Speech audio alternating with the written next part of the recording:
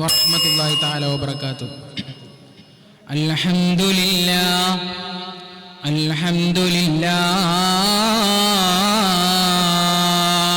അളീമിൽ ഖുദ്റതി വശാൻ ശദീദുൽ ബത്ശി വൽ ബുർഹാൻ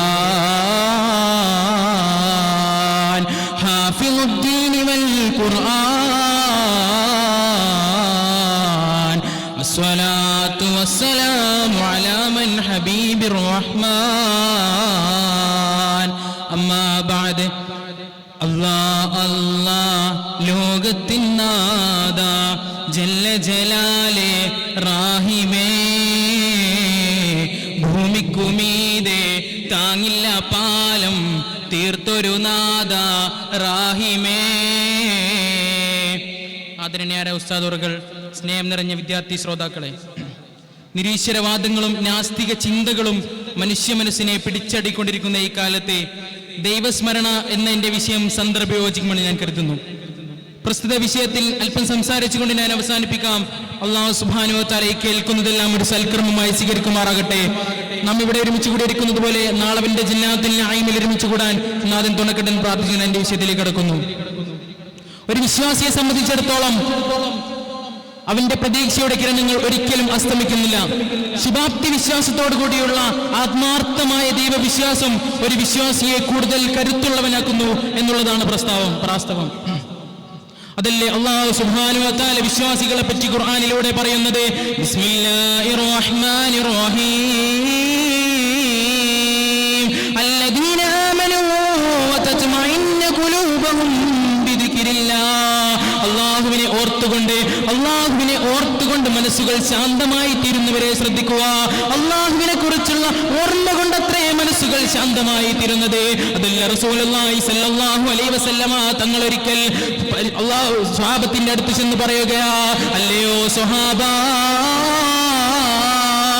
അള്ളാഹുവിന് ഏറ്റവും ഇഷ്ടമുള്ള പടച്ച റബ്ബിന്റെ അടുത്ത് വല്ലാത്ത സ്ഥാനമുള്ള ഒരു പ്രവർത്തനം ഞാൻ നിങ്ങൾക്ക് അറിയിച്ചു തരട്ടെയോ സ്വഹാബ? അപ്പൊ അള്ളാഹുവിന്റെ പ്രവാചകർ സല്ലല്ലാഹു അലൈഹി വസല്ലമ തങ്ങൾ കൂട്ടിച്ചേർക്കുന്നു, അത് അള്ളാഹുവിനെ സ്മരിക്കലാണ്. നിങ്ങൾക്കറിയില്ല, മഹാനായ ഫുളൈൽ ബിൻ ഇയാദ് റളിയല്ലാഹു അൻഹു, കാട്ടുകള്ളനായിരുന്ന ഫുളൈൽ ഒരിക്കൽ ഒരു പെണ്ണിന്റെ പിറകെ പോകുമ്പോ ഒരു ചെറ്റക്കൊടിൽ നിന്നും ഖുർആന്റെ വചനങ്ങൾ കേൾക്കുകയാ.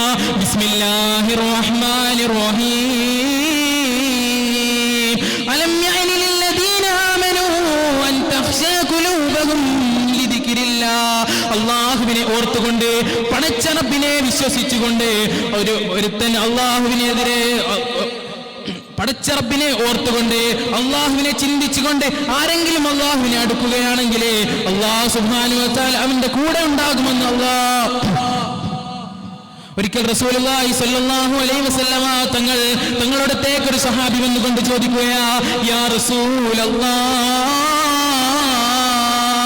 ഇസ്ലാമിന്റെ പല പ്രമാണങ്ങളും എനിക്ക് ഭാരമായി തോന്നുന്നു നബിയെ, എനിക്ക് എന്റെ ജീവിതത്തിൽ മുറുകെ പിടിക്കാൻ എന്തെങ്കിലും ഒന്ന് പറഞ്ഞു തരണ നബിയെ. അപ്പോ അള്ളാഹുവിന്റെ പ്രവാചകർ സല്ലല്ലാഹു അലൈഹി വസല്ലമ തങ്ങൾ പറയുകയാ, നീ നിന്റെ നാവെപ്പോഴും അല്ലാഹു സുബ്ഹാനഹു വ തആലയുടെ സ്മരണയിലായിരിക്കണം എന്നുള്ളതാണ്. അതുകൊണ്ട് എന്റെ പ്രിയമുള്ളവരെ, നാം എപ്പോഴും അല്ലാഹു സുബ്ഹാനഹു വ തആലയെ സ്മരിക്കുന്ന കൂട്ടത്തിലാവണം. മറ്റൊരിക്കൽ റസൂലുള്ളാഹി സ്വല്ലല്ലാഹു അലൈഹി വസല്ലമ തങ്ങൾ തന്റെ കാലിൽ നീര് വന്ന സമയത്ത് നിസ്കരിച്ചപ്പോ ആയിഷ ബീവി റളിയല്ലാഹു അൻഹ തങ്ങളോട് ചോദിക്കുന്നു, യാ റസൂലല്ലാഹ്, എന്തിനാ നബിയെ കാലിൽ നീര് വന്ന സമയത്ത് പോലും എന്തിനാ നബിയെ നിസ്കരിക്കുന്നത്? അപ്പോ അള്ളാഹുവിന്റെ പ്രവാചകർ സല്ലല്ലാഹു അലൈഹി വസല്ലമ തങ്ങളെ ആയിഷ ബീവിയോട് പറയുന്നൊരു ഉത്തരമുണ്ട്, അലഫലാ അകൂന അബ്ദൻ ശകൂറാ, ഞാനൊരു നന്ദിയുള്ള അടിമയാകേണ്ടേ ആയിഷ? എന്റെ റബ്ബ് എനിക്ക് എന്തൊക്കെ ചെയ്തു തന്നു, എന്റെ റബ്ബ് എനിക്ക് വല്ലാത്ത സ്ഥാനങ്ങൾ നൽകി, ഞാനൊരു നല്ല അടിമയാകേണ്ടേ ആയിഷ എന്നായിരുന്നു മുഹമ്മദ് മുസ്തഫ സല്ലല്ലാഹു അലൈഹി വസല്ലമ തങ്ങൾ ആയിഷ ബീവിയോട് പറഞ്ഞ ഒരു ഉത്തരം. അതുകൊണ്ട് എന്റെ പ്രിയമുള്ളവരെ, അള്ളാഹുവിനെ ഓർത്ത് അള്ളാഹുവിനെ ചിന്തിച്ചുകൊണ്ടുള്ള ഒരു ജീവിതം നയിക്കാൻ അള്ളാഹു സുബ്ഹാനഹു വ തആല നമുക്ക് തൗഫീഖ് നൽകുമാറാകട്ടെ. അതിനുള്ള ഭാഗ്യം അള്ളാഹു നൽകട്ടെ എന്ന് പ്രാർത്ഥിച്ചുകൊണ്ട് ഞാൻ അവസാനിപ്പിക്കുന്നു. ഉസിക്കും വിദ്വാ വയർദവത്തി അൽഹംദുലില്ലാഹി റബ്ബിൽ ആലമീൻ. അസ്സലാമു അലൈക്കും.